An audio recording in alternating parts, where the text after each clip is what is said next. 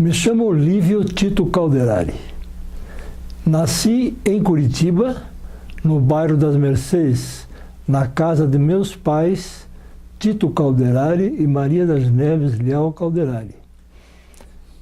Na época que eu nasci, meu pai tinha um armazém no bairro das Mercês e já tínhamos duas meninas em casa, as minhas duas irmãs mais velhas. Uma já é falecida, a Leoni, que era casada com o Dr. Edgar Távora. E a outra irmã mais nova, a Lori, ainda está viva, felizmente, com 92 anos. Bom, e depois que papai resolveu vender o armazém para ter outra atividade, ele resolveu ir à cidade de Irati, encontrou-se lá com um amigo, Dr. Assi Cordeiro de Moraes. E com essa aproximação com o Dr. Assi, tiveram a ideia de fundar na cidade de Irati o Colégio Irati. Esse colégio foi considerado pela Secretaria de Educação do Paraná o melhor colégio do sul do país, porque era completo com todas as atividades esportivas e ciências, então foi considerado o melhor. Mas, infelizmente, meu pai teve problema de saúde. E nessa cidade, eu, com a idade de 7 a 8 anos, fiz o meu curso primário no grupo escolar Duque de Caxias, cuja professora, Dona Julieta Calderari, minha parente, e sempre ela me dizia, por causa das minhas atividades escolares, me dizia assim: você vai ser um arquiteto. Porque eu tinha apenas 8 anos de idade, 7 a 8 anos, e já possuía um caderno com fachadas de casa. Então ela sempre me dizia assim, constantemente: você vai ser um arquiteto. E realmente, futuramente, foi a minha profissão que eu escolhi. Bom, em 1946, meu pai ficou seriamente doente, tivemos que retornar a Curitiba, deixar o colégio de Irati, e dar atenção à saúde dele. Lamentavelmente, ele não teve muita sorte, com 46 anos apenas, ele faleceu. Nós somos de família de nacionalidade italiana. Meu avô paterno, Brás Calderari, que era casado com a minha avó paterna, Dona Joana Calderari. E a minha avó materna era austríaca. E meu avô materno era português, Francisco Leal. Então, o meu nome completo é Lívio Tito Leal Calderari.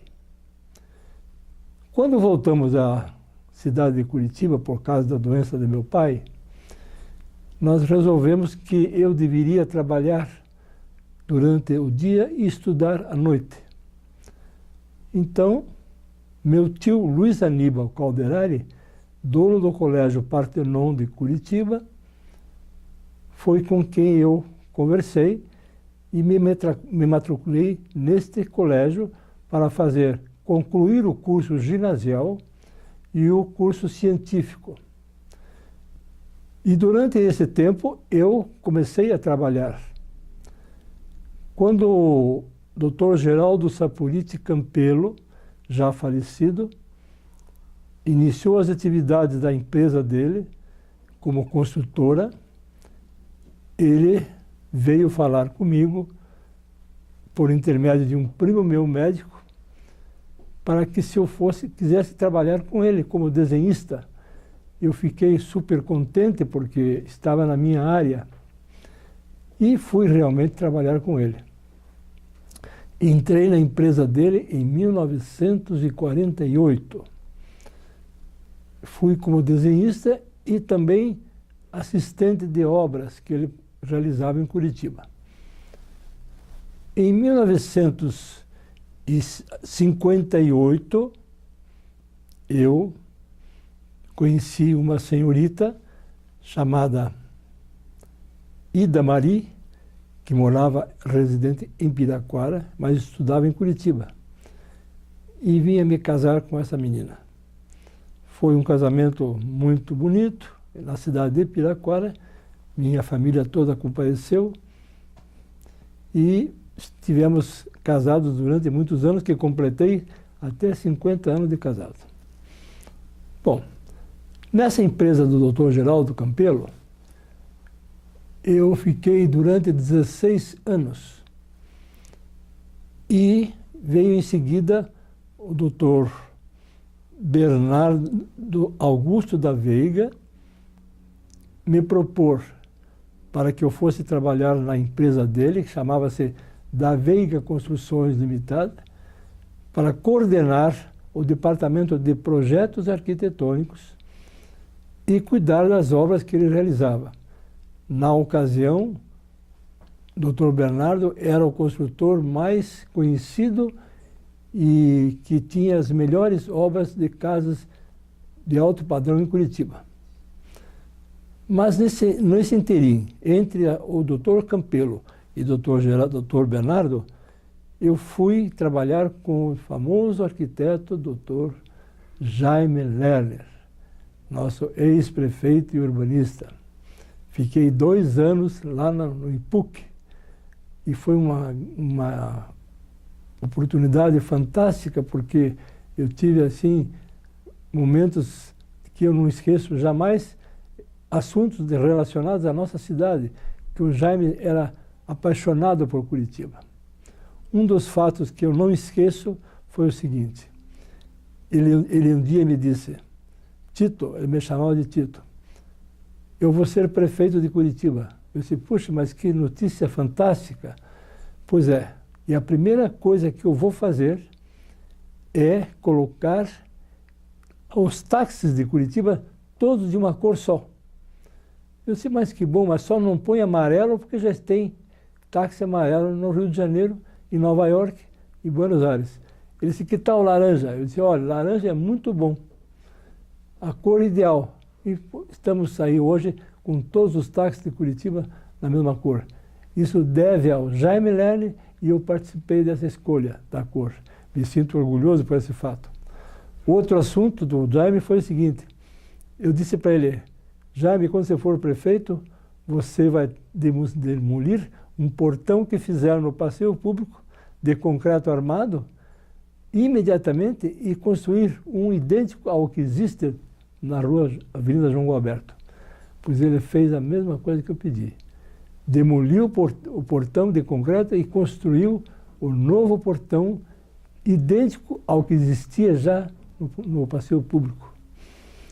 Então foram 2 fatos que me deixaram assim muito orgulhoso por estar junto com o Jaime Lerner, que hoje é famoso no mundo inteiro. Eu considero o Jaime um dos maiores urbanistas da atualidade. E outra coisa também interessante na vida do Jaime Lerner, nunca foi favorável ao metrô. E eu sempre dizia para ele, Jaime, o que você tem ideia de fazer para Curitiba?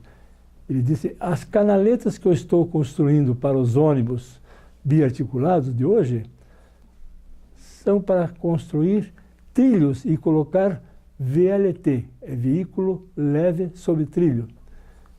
E eu estou vendo agora na campanha para prefeito atual que já estão falando nesse VLT. Eu acredito que vai vingar, porque Curitiba não permite fazer um metrô. Curitiba está em cima de uma turfa. E se construir o metrô, vai ser o maior enchente de água nos Astúrias. Não vai ter possível. Então eu acho que a ideia do Jaime Lerner é assim genial e vai ser implantada em Curitiba. E muito mais barata e muito mais rápida. Eu acho que isso vai ser uma grande construção para a cidade. Bom, depois que eu fui trabalhar com o Jaime, o Dr. Bernardo da Veiga veio me convidar para trabalhar com ele. Eu até fiquei vacilando muito em transformar funcionário do IPUC para um funcionário de firma particular. Mas como era Dr. Bernardo, ele é uma pessoa muito, falecimento também já faleceu, era uma pessoa muito educada, muito distinta, e eu então me decidi a trabalhar com ele. Fiquei 10 anos na empresa dele. E ele me disse assim, eu vou te pôr aqui, vou viajar amanhã. Quero que você já fique tomando conta das minhas obras. Eu realmente assumi esse serviço e eu acho que cumpria a minha obrigação de cuidar das obras dele. Até hoje estão aí. Bom, são 10 anos de trabalho nessa empresa. Em 1974, Dr. Hamilton Leal, diretor do Hospital Santa Cruz, e meu primo, saudoso primo, porque ele faleceu também, falou comigo e disse, eu sei que você está muito bem na firma do Dr. Bernardo, mas eu tenho uma ideia de formar uma empresa construtora e as atividades iniciais dessa empresa seria a construção do novo Hospital Santa Cruz, no bairro do Batel. E ele me deu uma semana para eu resolver se viria a fazer isso ou não. Consultei minha família, meus filhos, todos foram unânimes em dizer que aceitasse a proposta do Hamilton. Para mim deixar a empresa do Bernardo foi muito difícil, porque eu fiquei muito radicalizado lá e eu tinha muita amizade com ele, ele comigo, então foi difícil de resolver, mas enfim, aceitei a proposta. Formamos a empresa que eu batizei de Monterrey Construções Limitada. Nessa empresa, começamos a início da construção do hospital de 25 mil metros quadrados e fiz todos os projetos da obra.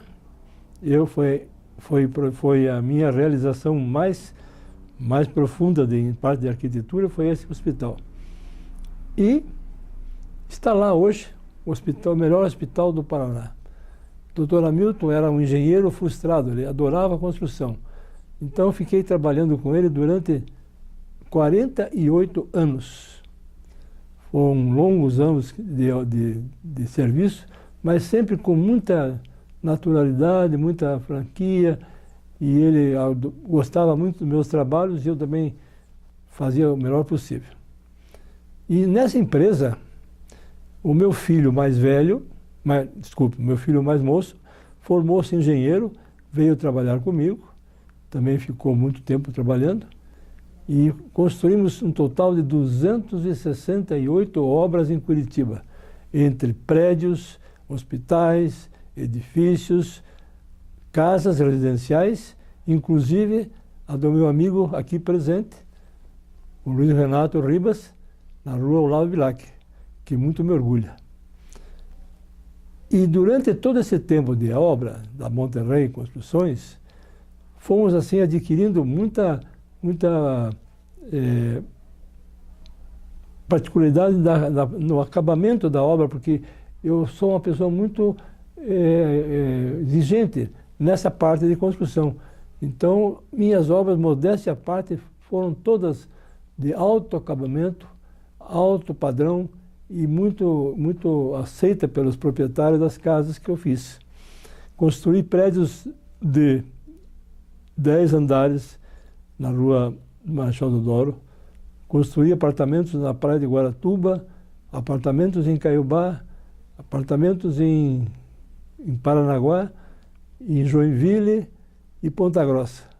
Então tive uma profissão muito interessante nessa área de arquitetura e engenharia, porque vários assuntos diferentes e construções diferentes, mas sempre usando aquele acabamento que eu sempre exigi.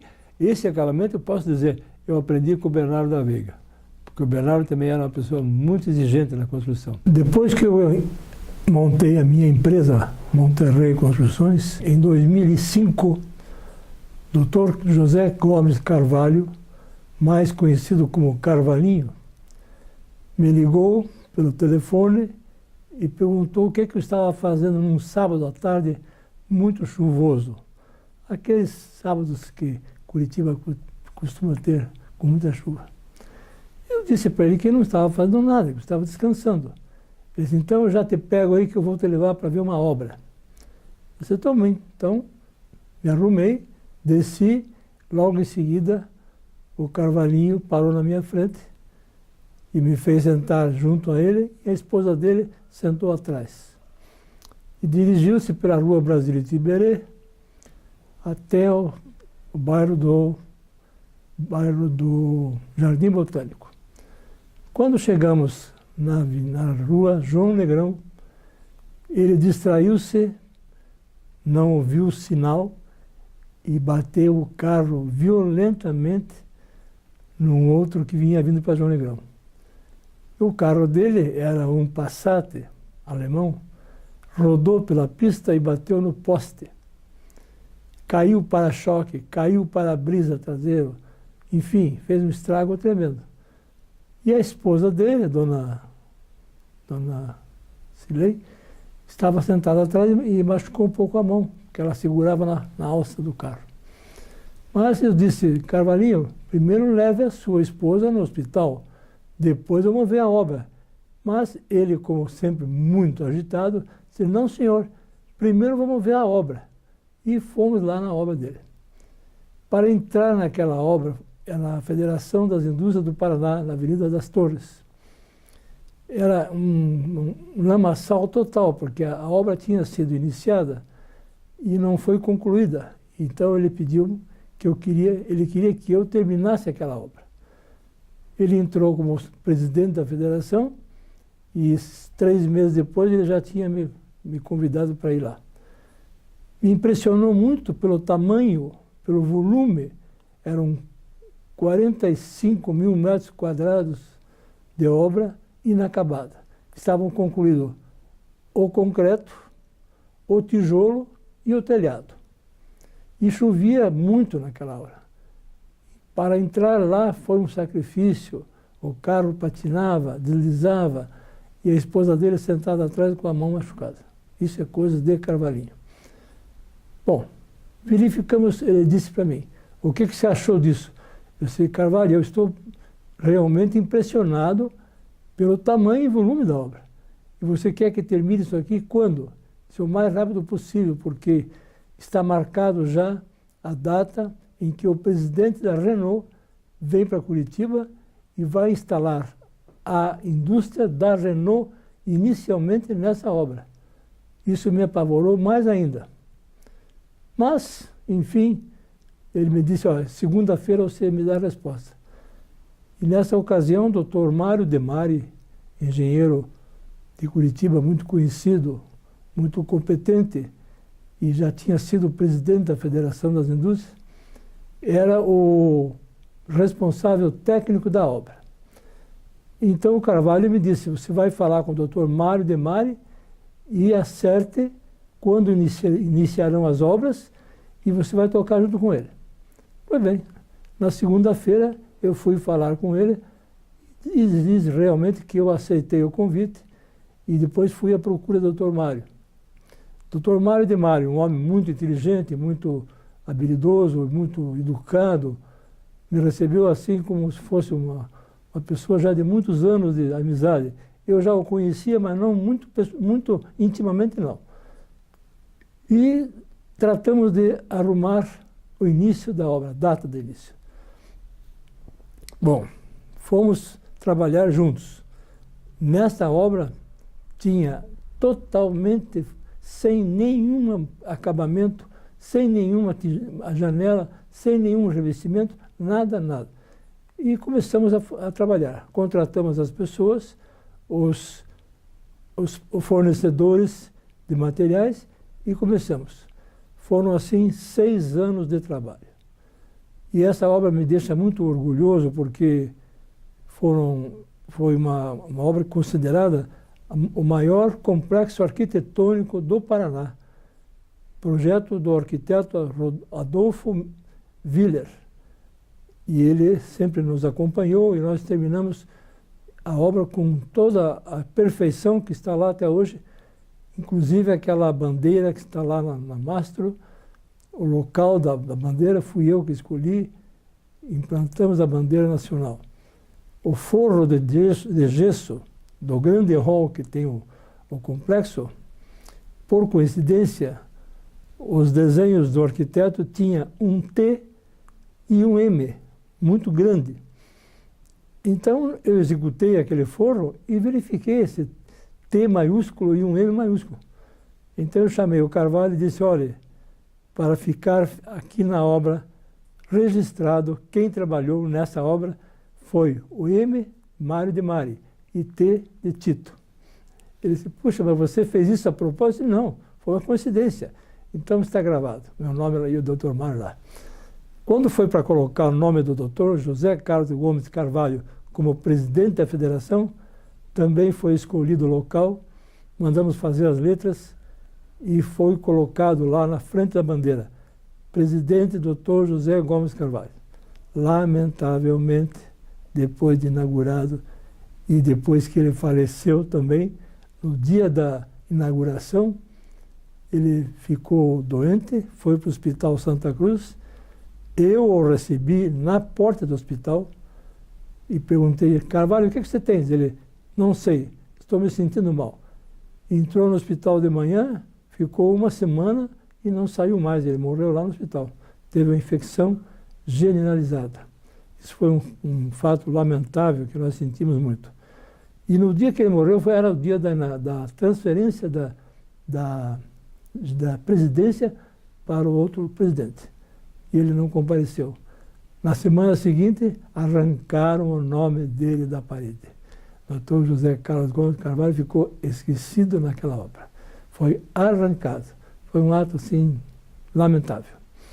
Enfim, essa obra me deixou muito orgulhoso, porque é admirada por todos que vão lá, e o tamanho dela, que é 45 mil metros quadrados, é uma obra gigantesca. E está sendo muito bem cuidada agora pelo atual presidente. Já falei com ele, me identifiquei. Ele disse, fizemos algumas modificações, mas permanece ainda aquela grandeza. Então isso me deixa muito orgulhoso. Agora quero falar da minha família. Eu casei em 1958, tive 3 filhos, 2 meninas e um menino. O menino formou-se engenheiro e veio trabalhar comigo. A mais velha casou com Álvaro Oliveira e teve 2 filhas, chama-se Ana Luísa e Liana. Ana Luísa me deu 2 bisnetos, que chama-se Gabriela e Eduardo. A outra filha mais nova ainda não casou, está com 22 anos. E a filha mais nova minha também não casou. E como eu fiquei viúvo, essa menina, minha filha mais nova, veio morar comigo. O meu filho casou com a Ana Paula e me deu uma neta chamada Maria Clara. E a minha esposa, Ida Marie, sofria de uma doença muito rara que o médico me disse um dia: tua esposa futuramente vai estar numa cadeira de roda. E eu então fiquei com aquilo, pensando nesse problema que futuramente seria grave. Ela tinha uma irmã gêmea, e a irmã gêmea tinha a mesma doença. Chamava-se poliomielite. E nós morávamos na Vicente Machado, uma casa que eu construí lá. E um dia ela me disse: Lívio, eu preciso ir morar num apartamento porque a casa me dá muito trabalho e eu, com meu problema de saúde, eu não posso mais ficar aqui.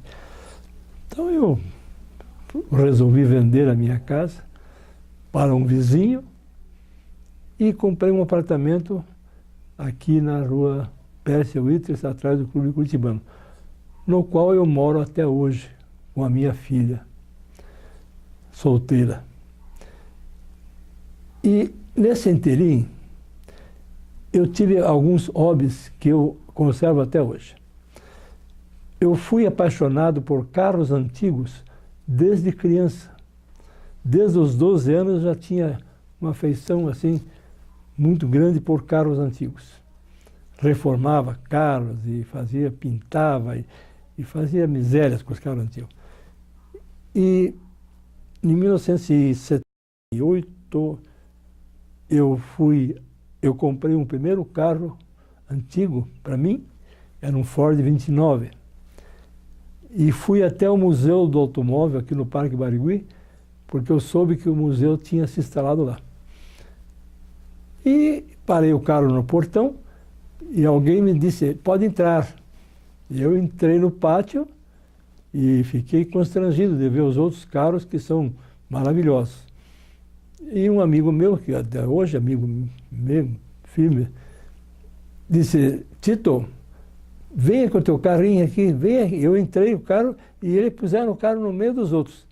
E aquilo me deixou muito orgulhoso, porque eu disse, puxa, o meu carro Ford 29 está no meio de carros maravilhosos que são conservados e restaurados com muita precisão, né?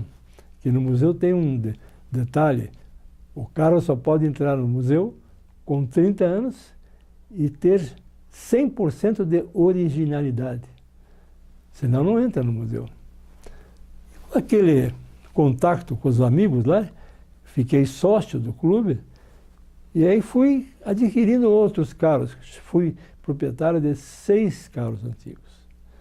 Uma Cadillac 50, um Ford Fairlane conversível 61, um Gipster 49, um Nash 48 conversível, um Nash 4 portas e um Volkswagen. Esse Volkswagen tem história. Ele era 1965 e era do meu padrinho. Carro completamente original, tudo novo. E nós fizemos várias viagens com carros antigos. Fomos para o Brasil todo, e Uruguai, Paraguai, Argentina. E a viagem que mais me marcou foi uma viagem para o Santiago do Chile. Fomos em 14 veículos, fizemos 10.000 quilômetros, levamos uma semana para ir até Santiago e uma semana para voltar. E uma semana para ficar lá. E esse Volkswagen portou-se assim, como se fosse um carro da época, mas era antigo. Subimos a Cordilheira dos Andes com 6 metros de neve. Então foi uma viagem inesquecível, que jamais, uma vez na vida, para fazer essa viagem, e nunca mais houve oportunidade de fazer. Então foi inesquecível. E lá do clube tivemos 8 carros, e depois dos outros clubes também se agruparam e fomos juntos. Então foi uma viagem muito marcante. É a principal viagem, mas aqui para Foz do Iguaçu, e o Paraguai, e o Assunção, e Buenos Aires, Araxá, Minas Gerais, Água de Lindóia, Rio de Janeiro, São Paulo, fizemos várias vezes. Esse é um hobby que eu mantenho até hoje, mas hoje só tenho 2 carros. Uma Mercury 53, Monterrey, nome da minha empresa, e um Nash 47, 4 portas Ambassador. Bom, outro hobby que eu também tenho até hoje, faço, é tocar um instrumento. Eu faço isso tudo de ouvido, não conheço nada de partitura, mas toco um teclado. Modéstia à parte, até que toco bem. E faço showzinhos particulares, aí faço.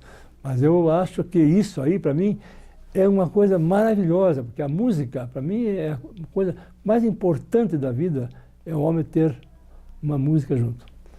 Adoro ouvir músicas clássicas e pianos. Até hoje nós temos um programa para ir, um menino de 12 anos que toca piano igual o Chopin. 12 anos. Eu já ouvi ele tocar no Country Club e achei tão lindo, tão maravilhoso, que quando ele terminou o show dele, eu fui lá, dei um abraço e um beijo nele. Porque 12 anos não é qualquer um que faz. Então a música para mim é um hobby que eu tenho muito preservado, e outro também é a pintura.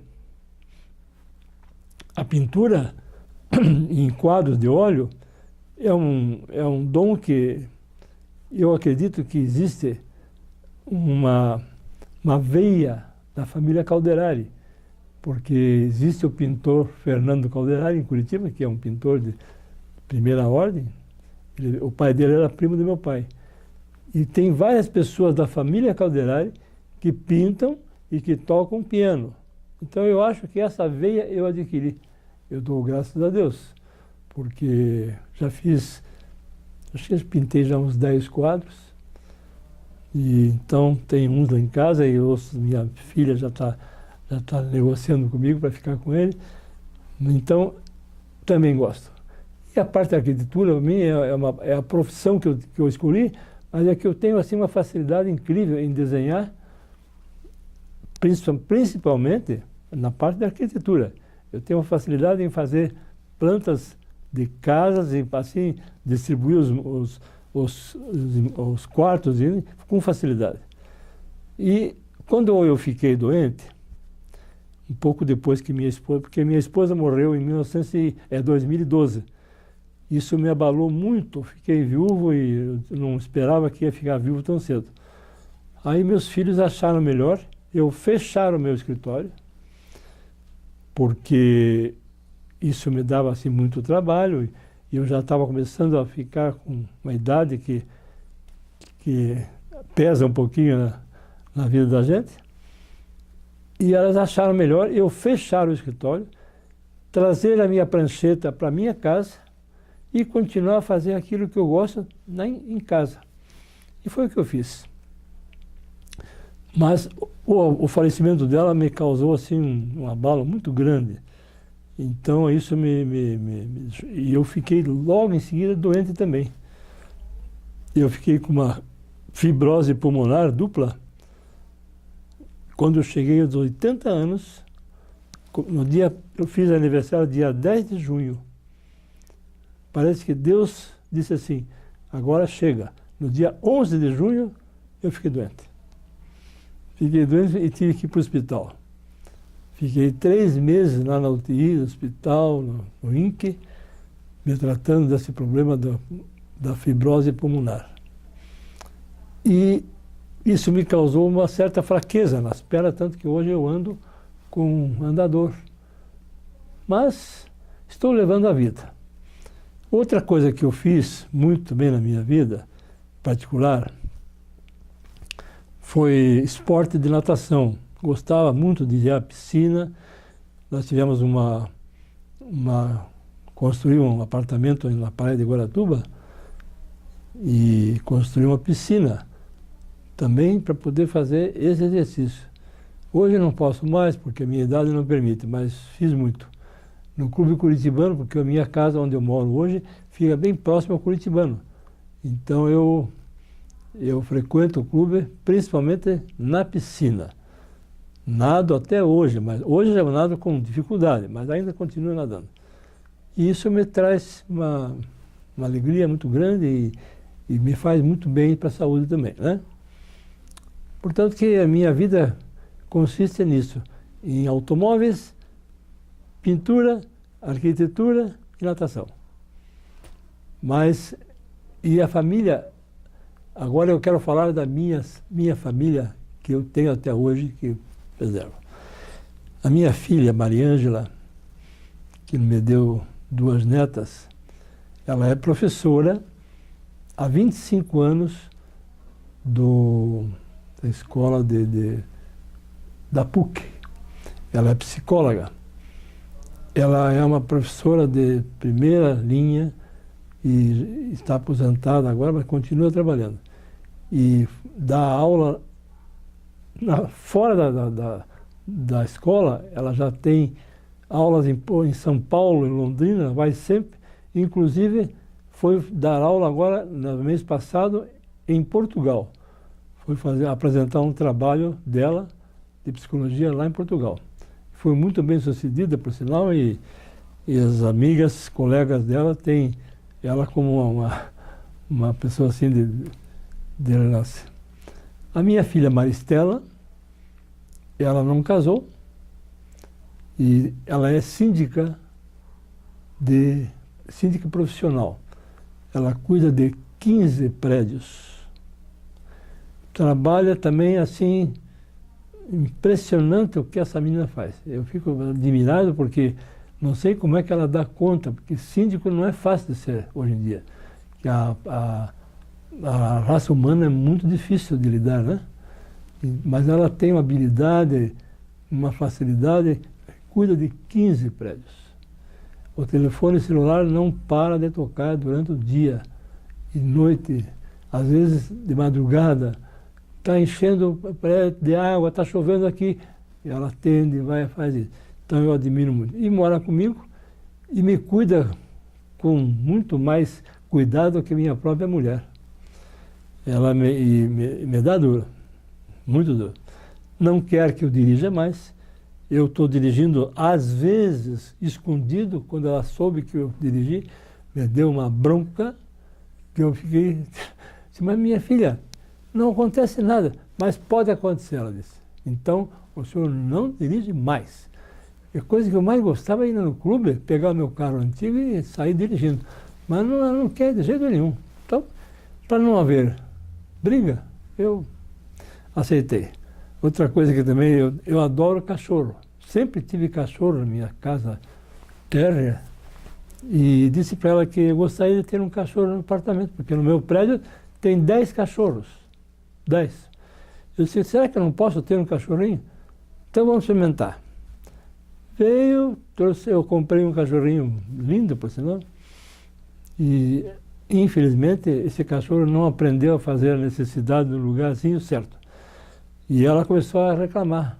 Que cheiro, que não sei o quê. E entre ela e o cachorro, ela disse, ou ela ou eu ou o cachorro. Então eu disse, eu prefiro ficar com você. Então, tive que vender o cachorro com muito dó, né? Porque eu já estava me apegado já a ele, né? E ela ficou satisfeita que o cachorrinho foi embora, estamos lá tranquilos. Então é uma coisa que também me deixou um pouco aborrecido, porque eu já gostava do cachorrinho, o cachorrinho era amoroso e vinha dormir comigo, etc. Enfim, preferi ficar com ela. O meu filho, que é engenheiro, ele casou-se com a Ana Paula, teve uma filhinha. Ele é mais gordo que eu, está pesando agora 115 quilos. E eu disse para ele, você tem que emagrecer, senão você vai morrer antes que eu. Ele disse, mas pai, eu não consigo ficar sem comer. Parece que o gordo tem mais, tem mais apetite que o magro, né? E ele, eu não consigo, eu disse, mas fecha a boca. Não dá, pai, não dá. E as roupas dele são tudo assim grandes.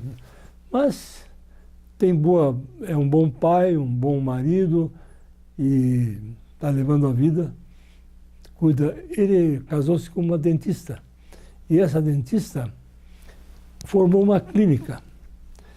Pegou mais 2 ou 3 amigas que são dentistas também e formaram uma clínica. E o que ele faz? É engenheiro, mas ele cuida da clínica. Então ele administra a clínica. Eu achei que estava bom para o trabalho dele e ele vai levando a vida. Gosta também de carros antigos, me ajuda na parte de fazer a manutenção dos carros.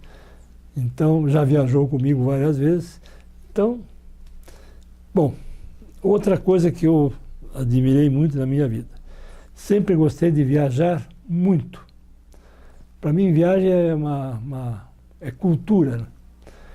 E nas minhas viagens, eu sempre procurei, assim, assuntos relacionados à arquitetura. Porque você viaja uma viagem para uma cidade moderna, você traz uma bagagem enorme.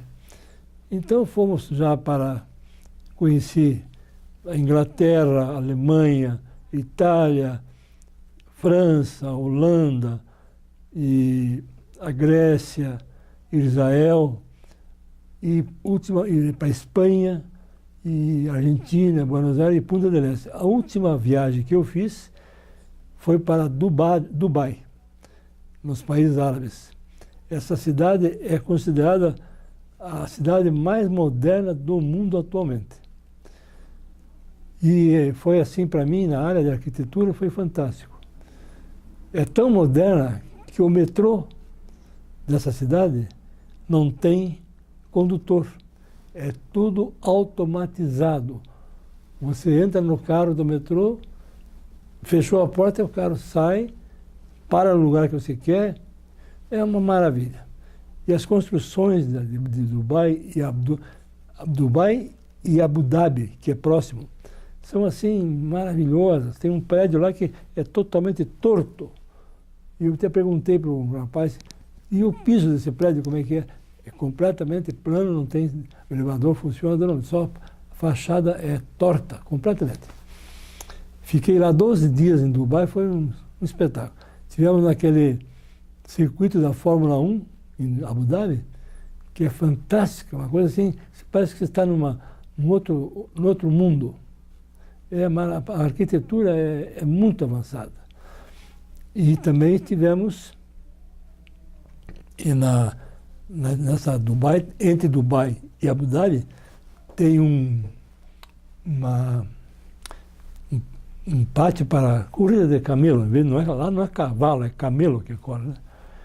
E os camelos têm maior velocidade que o cavalo. Você sabia disso? Quando eles instalaram essa corrida de camelos, eles contratavam crianças de 15 a 17 anos como jockeys dos camelos.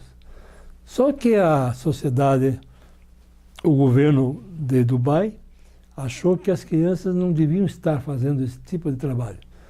Cortaram a vez das crianças. Então, os proprietários dos camelos, sabe o que eles fizeram? Robôs em cima do camelo e ficavam com o carro parado no estacionamento com o aparelhinho de automático, ele controlava o robô. E o robô é que dava chicoteada no camelo, tudo pelo rádio. Então, é uma coisa inédita, uma coisa que nunca vimos no mundo inteiro. E é fantástico. E o governo de Dubai é um governo interessante, porque lá tem muita gente de fora do país que são muito pobres, e eles são todos da construção civil. Então, o governo dá saúde, estudo, água e luz gratuita para essa gente que vem de fora. E são trabalhadores, assim, em grande quantidade, grande quantidade. E tanto que eles fizeram uma praia em cima do mar. Fizeram um condomínio em cima do mar. É a maior obra de arquitetônica do mundo, esse condomínio que é em cima do mar. E eu já vi na televisão a construção desse condomínio. É uma coisa maravilhosa, uma coisa assim fantástica. E então o pessoal que mora lá em Dubai gosta do governo que seja assim, nesse sentido, porque eles dão tudo. E a polícia do Dubai é constituída principalmente de mulheres. Outra coisa interessante também, são motoristas dos carros que eles têm para a polícia. E os carros são Ferrari, porque correm bastante para poder pegar E tem outra coisa interessante. A pessoa que compra um carro lá, compra financiado. E vai indo, daqui a pouco não pode pagar mais, porque não teve mais condições. Eles abandonam o carro na rua. Aí, naturalmente, a autoridade vai ver o carro, vai ver de quem é, e o proprietário do carro não sai do país se não pagar tudo. E quando ele paga a última prestação, aí ele pode sair. E inclusive vai preso porque não pagou as prestações. Isso é uma coisa também inédita. Mas todo mundo lá adora o governo. Acho que está certo. Eu também acho que está.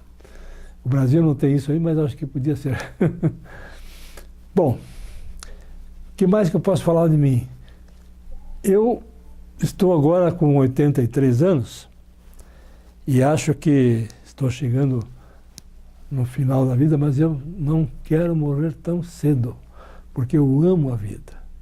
Eu amo tudo que tem natureza, a folhagem. Lá no meu apartamento eu tenho um terraço cheio de folhagem. E ontem foi uma senhora lá em casa e perguntou, mas quem é que cuida dessa floresta? Eu cuido. Então eu amo a natureza, amo uma flor, amo um cachorro, amo tudo que é da natureza, eu gosto. Então eu tenho uma vida assim, eu acho que tenho uma vida muito boa e agradeço a Deus por essa vida que eu tenho. E eu estou assim vivendo sem minha esposa, que isso aí me abalou, mas pretendo viver um pouco mais, para poder amar a vida e mais fazer mais bem para os outros, porque eu sempre fiz bem para os outros, sempre. Eu acho que a minha consciência está bem tranquila. Eu sempre nunca fui ambicioso, não fiquei rico. Tenho minha fração de que eu recebo mensalmente, mas não fiquei rico. E com todas essas obras que eu fiz, 286, podia ser, o livro ficou rico, né? Não fiquei rico. E estou tranquilo. Eu acho que isso aí, para mim, é uma maravilha, essa vida. Eu não podia deixar de comentar um assunto que também foi muito penoso para mim. Após a minha viagem do Chile, que eu fiz com o meu Fusca 65, o meu filho estudava engenharia naquela ocasião lá na PUC. E me disse assim, pai, o meu carro está em revisão. Será que eu posso ir com o Fusca para a faculdade? Eu disse, pode, mas só tome cuidado, porque lá na faculdade é muito próximo às rodovias, é fácil de ser roubado. Ele disse, não, eu ponho lá nos fundos da faculdade, não tem problema. Disse, então tá bom. Permiti que ele fosse de Fusca. Quando veio, depois do almoço, veio para casa, pai, roubaram o Fusca. Eu quase caí da cadeira, porque era um carro que eu tinha muita estimação, por ser ele da meu tio, e meu tio tinha um zelo pelo carro, assim, extremoso. E eu conservei esse zelo. Então, e depois que eu fiz a viagem, eu fiquei mais apaixonado pelo carro. Então, foi bem no dia do impeachment do presidente Collor que ele foi roubado. Ficou marcado na minha vida. Nunca mais eu vi falar nesse Volkswagen. Fui à polícia e eles... O senhor sabe que esses carros que são roubados naquela região são todos levados para Santa Catarina. E o senhor não vê mais, porque eles desmancham o carro. Então eles desmancharam um carro novo, praticamente novo. Isso me abalou muito. E também quero deixar aqui registrado que na minha, não é bem infância, foi quando tinha 16, 17 anos, eu fui coroinha da Catedral Metropolitana de Curitiba. Eu tinha um primo que era muito amigo do padre da catedral e disse para o padre, vou trazer um menino, meu primo, que vai ser um ótimo coroinha. E eu fui. Fui congregado mariano da Catedral Metropolitana de Curitiba. Isso me deixou também comovido e também a religião católica, para mim, é a minha, que eu uso, que eu utilizo. Minha esposa era muito católica, ela foi legionária da Igreja Pio X no Batel. E com toda a dificuldade que ela tinha de andar, ela fazia as visitas aos doentes, aos mais idosos, e foi uma pessoa assim, boníssima. Então, um dia ela me disse, estou precisando me confessar. Eu disse, você vai confessar aí, o padre? Ela disse, não, não, é o padre que tem que conversar com você, não é você. De tão boa que ela era uma santa mulher. E fazia muita caridade, muita benfeitoria para a igreja. Tanto que o padre até hoje lembra-se do fato dela ser legionária e conta esses fatos. Então, a religião para mim é uma coisa muito importante, que eu acho que todo homem tem que ter uma fé em alguma coisa. E nessa parte de esportiva, com 12 anos de idade, eu fui ser sócio do Coxa Branca, do Curitiba. E sou sócio até hoje.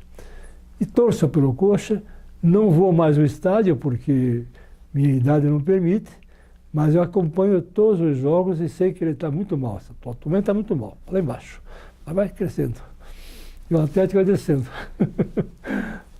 É uma paixão que eu tenho pelo Coxa Branca.